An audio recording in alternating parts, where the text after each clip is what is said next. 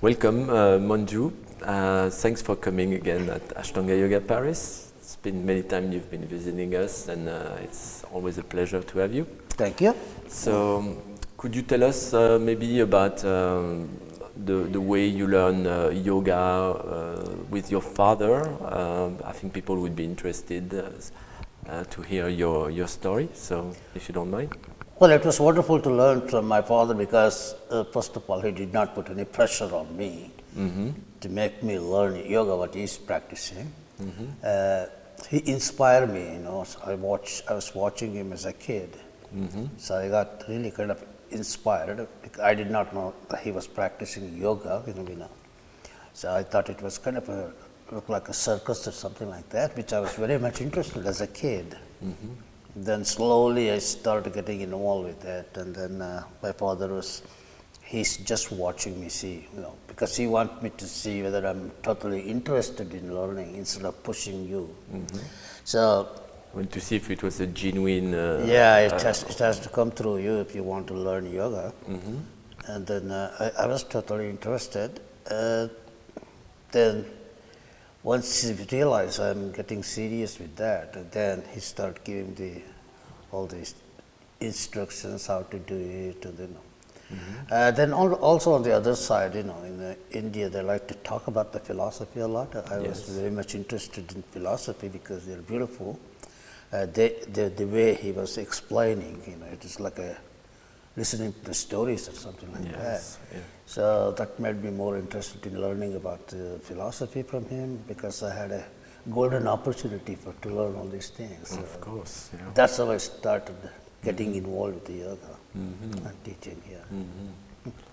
And the way he taught you, I think you told me a long time ago, is that at first there was not the series like it was now. You were just learning portion of asanas, and it was not like cut like it is now. So how did that all change? Can you explain the way you were taught originally compared to what it's being taught now? Well, I think probably it was there, we don't know, because I was too young to know all about this.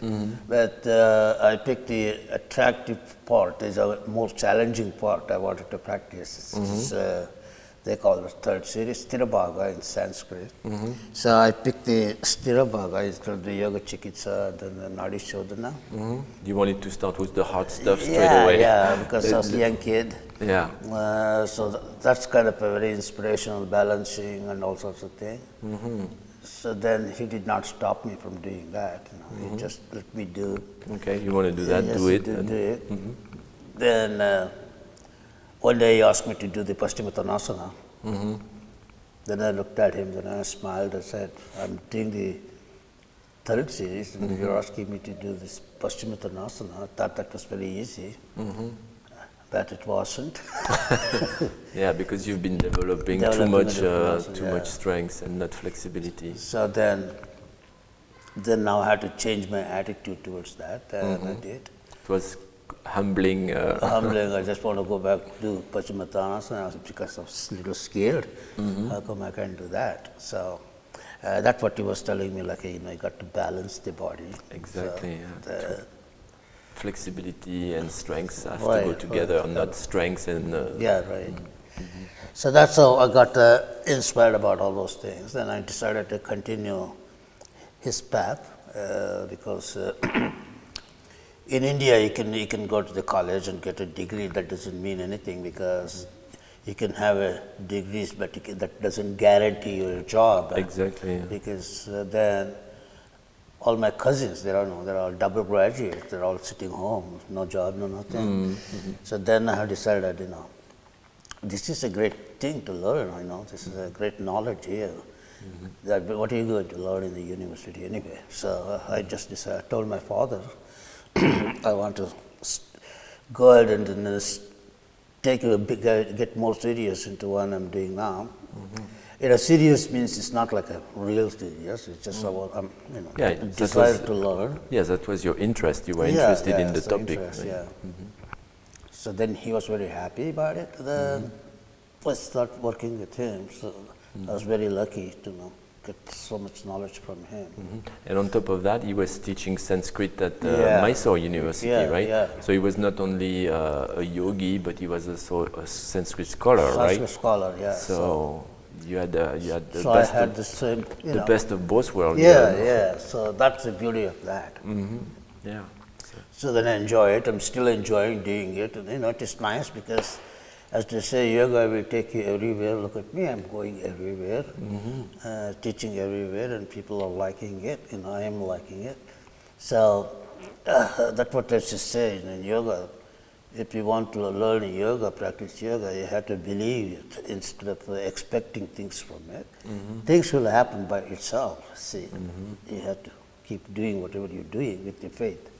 So that's what he used to say, just practice, everything will come to you. That's right. So abhyasa siddhim apnoti sarve yogeshu sthitaha.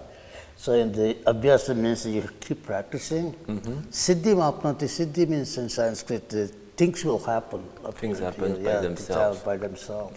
Siddhim apnoti sarve yogeshu sthitaha. Sarve yoga means all kinds of opportunities. Yoga is meaning opportunity. All kinds of opportunities will start coming to you. So that I totally believe in it, and I start doing it.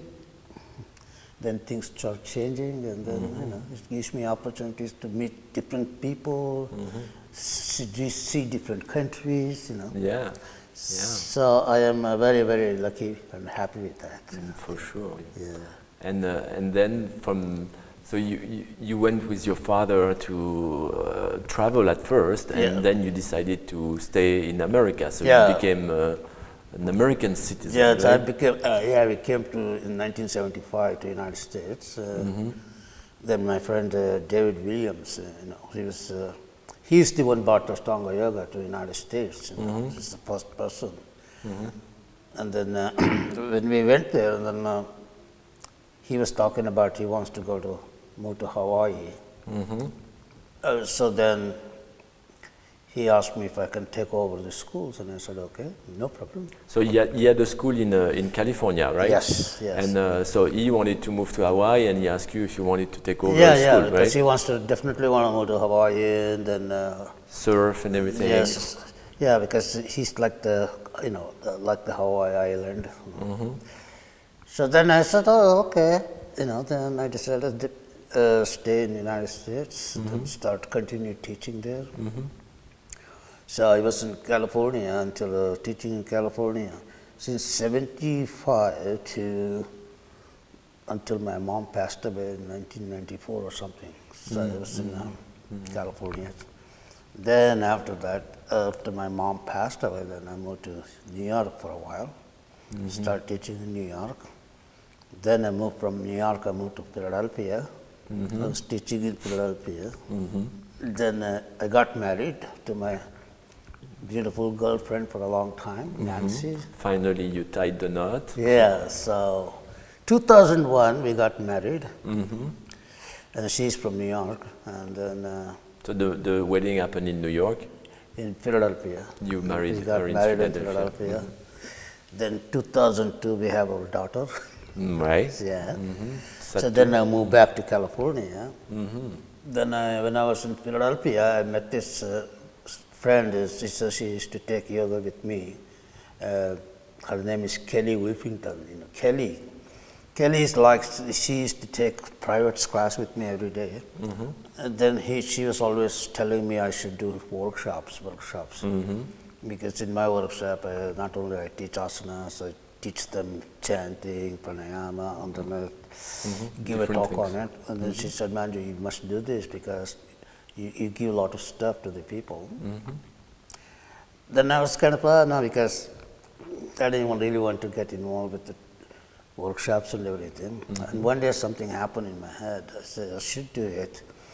Then I told her, immediately she fixed the workshops for me. Okay. And then I did first workshop in Boston. Then I did it in New York. And then after that I did it in Philadelphia. And then after a while I got this letter from this lady from Sweden. She invited me to do a teacher's training in New Sweden. So Okay. Then I went to Sweden with my wife and daughter.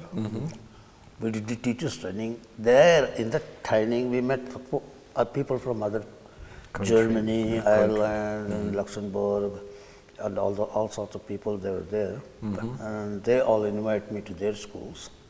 So then I start going there. Then it started growing. And then you became a world traveler. Yeah. So started going to the many European countries, and then because for me it is traveling in Europe is much easier than traveling in the United States. Everything is long distances. Yeah. So then I started, doing this for the past 12 years, traveling and teaching. So you're a lucky man. You've got the best. You travel and you teach yoga, which are the two best things in life, I guess. Yeah. I enjoy that. Yeah, definitely. I will do that as long as I can enjoy it. If I don't enjoy it, slowly, just stop doing it. So that I always say in people, you have to have a passion. You have to have a passion. You want to teach, and you're enjoying what you're doing. Then everything will be fine.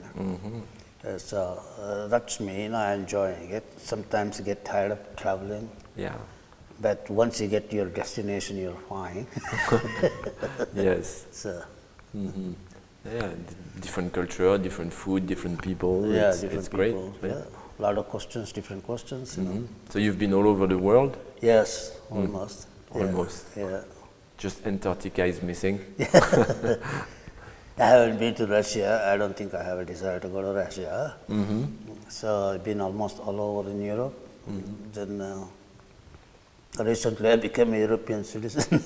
Now it is much more, I can work more here in Europe. So you have an Italian passport, right? I got Italian because my wife is Italian. Right. So you're American, Indian, Italian. Yeah. Citizen of the world. Yeah, you see, that's what happens. The yoga came to you. Yeah, exactly.